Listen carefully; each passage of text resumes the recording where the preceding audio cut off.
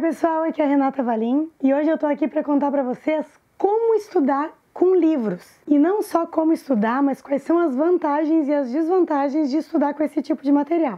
A primeira vantagem é que, assim como as músicas e os filmes, é muito prazeroso. Para quem gosta de ler, não existe melhor forma de lazer. Então, por que não associar o seu lazer com o seu estudo de idiomas? Vai ser uma combinação perfeita. E assim como as músicas e os filmes, também tem de todos os tipos, para todos os gostos. A segunda vantagem é que traz muito conhecimento de mundo e também conhecimento sobre assuntos específicos. Ou seja, além de você melhorar na língua estrangeira, você vai melhorar o seu conhecimento.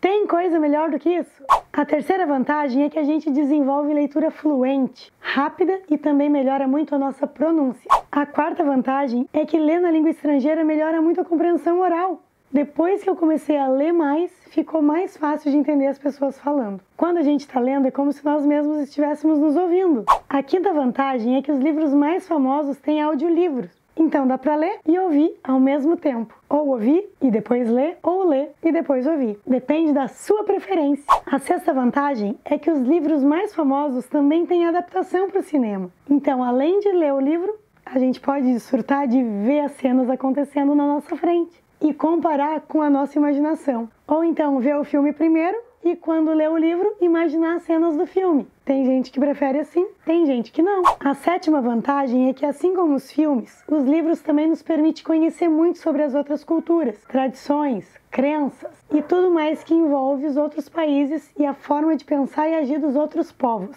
Então é um grande enriquecimento cultural. A oitava vantagem é que a literatura é a arte da palavra. Ela não tem só a intenção de comunicar, mas também de causar impacto, desencadear emoções e despertar sentimentos. E por isso é tão fácil de lembrar depois das histórias que a gente lê. E quais são as desvantagens de estudar com livros? A primeira desvantagem é que, como a literatura é a arte da palavra, é o material mais complexo para a gente entender.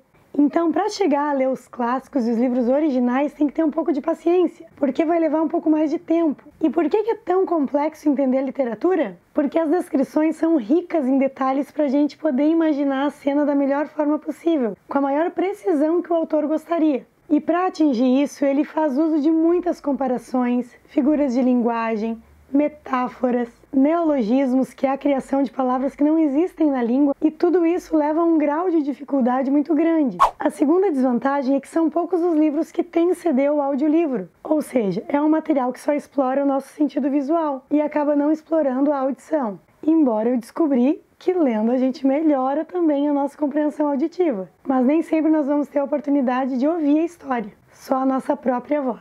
8 vantagens e 2 desvantagens, tá valendo estudar com livros, não é mesmo? Veja bem qual é o seu nível, escolha um livro e começa hoje mesmo a trabalhar com o seu livro favorito, que você não vai se arrepender. Muito pelo contrário, vai agradecer a você mesmo por ter dado esse passo importante na sua jornada de aprendizagem de idiomas, porque depois que a gente começa a ler, a gente não consegue mais parar. Ou seja, isso é uma transformação de vida e uma mudança de hábitos muito positiva. Se você não sabe nada do idioma, é muito importante começar com literatura infantil. Então, se você não gosta de coisas para criança, o ideal não é começar com livros. Mas é bom estudar com esse tipo de material porque eles têm muitas imagens e frases bem curtas e simples. Com livros infantis também dá para aproveitar e ler as nossas histórias favoritas de quando éramos crianças. A língua espanhola já é bem mais parecida com o português, então dá para começar com livros infantis ou já experimentando livros mais avançados, porque a semelhança com o vocabulário vai poder ajudar muito na compreensão do livro. Também é bom começar com livros adaptados para iniciantes. São obras clássicas adaptadas para iniciantes ou para diferentes níveis de aprendizagem. É interessante porque costumam acompanhar o áudio,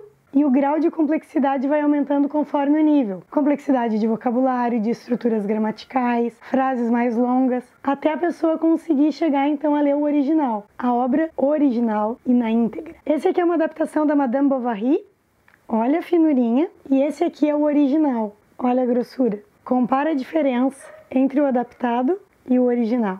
Frankenstein, esse aqui é grosso, mas ele é adaptado, ele tem muitas ilustrações grandes e uma letra, o tamanho de fonte também bem maior. Em todas as páginas tem uma ilustração, nesse aqui do Frankenstein. E eu tenho ele nos 3 idiomas que eu sei, o francês, o espanhol e o inglês. Um clássico da literatura francesa, Les Misérables, que é um livro enorme. Ele também tem adaptado para iniciantes. Ó a finurinha de cada um deles. Tomo 1, tomo 2 e tomo 3. Depois é bom passar para a literatura infanto-juvenil, porque ainda a complexidade do vocabulário não vai ser muito grande, como é o caso do Harry Potter em inglês ou do Le Petit Nicolas em francês. Depois de ler literatura infantil, infanto-juvenil, obras clássicas adaptadas para iniciantes e diferentes níveis de aprendizagem, aí sim é hora de partir para os originais.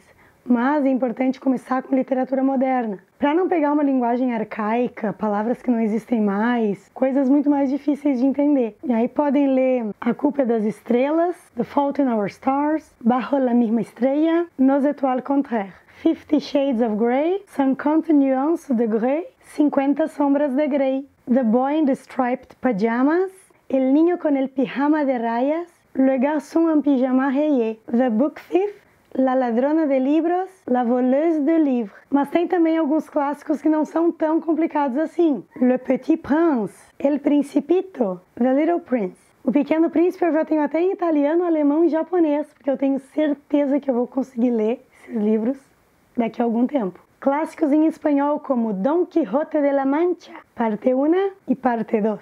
Cien Años de Soledad, de Gabriel García Márquez. Dentre os livros modernos, mas com vocabulário bastante específico, nós temos Life of Pi, As Aventuras de Pi, que fala muito sobre a questão de naufrágio e sobrevivência em alto mar. Life of Pi, La Vida de Pi, L'Histoire de Pi, e que eu já tenho também em italiano e alemão. Vita di Pi, Schiffbruch mit Tiger. Livros não só em inglês, que também tenham filmes, mas também em espanhol e francês, como Água para Chocolate, em francês Entre les Murs. E é muito importante também ler livros que não sejam somente ficção e literários, mas que sejam sobre assuntos do interesse de vocês. Por exemplo, Rich Dad, Poor Dad, para aprender um pouco sobre finanças e organização financeira, The Power of Habit, para aprender a mudar os hábitos, ou até mesmo livros religiosos. Como o espiritismo tem origem na França, toda a literatura espírita é original em francês, como Le Livre des Esprits, e também biografias dos seus ídolos. Eu, como gosto da Thalia, eu tenho Cada Dia Mais Fuerte, e também a biografia do Michael Jackson. Ou ainda livros sobre questões históricas, política e tudo mais que você goste, porque aí o foco não é o idioma. Você está lendo sobre um assunto que você gosta, que você se interessa e, consequentemente, está melhorando no idioma. Então, pessoal, se vocês gostaram do vídeo de hoje, deixa aquele like para me ajudar com a divulgação do vídeo e curtam também a minha fanpage no Facebook, porque lá vocês vão encontrar vários posts em inglês, em espanhol, francês e português. E eu tô com muitas novidades pro ano que vem. Muitas surpresas vêm por aí, muita coisa interessante, legal e o melhor de tudo, sabe o que é? Que você pode participar de tudo isso. É só deixar um comentário dizendo o que você gosta, o que você não gosta, as suas dificuldades, as suas dúvidas com relação aos idiomas, que eu vou fazer o que eu puder para poder ajudar você, tá bom? E para terminar, eu só peço que se vocês gostaram desse vídeo, compartilhem ele nas suas redes sociais, porque é a única forma de poder ajudar mais pessoas. Um grande beijo e até o próximo vídeo. Tchau, pessoal! Esse livrinho é ótimo para aprender o imperativo Sit Down, David. E ao mesmo tempo tem algumas estruturas um pouco mais complexas, como é o caso do Present Perfect no inglês. David, have you finished? David goes to school. David's teacher always said,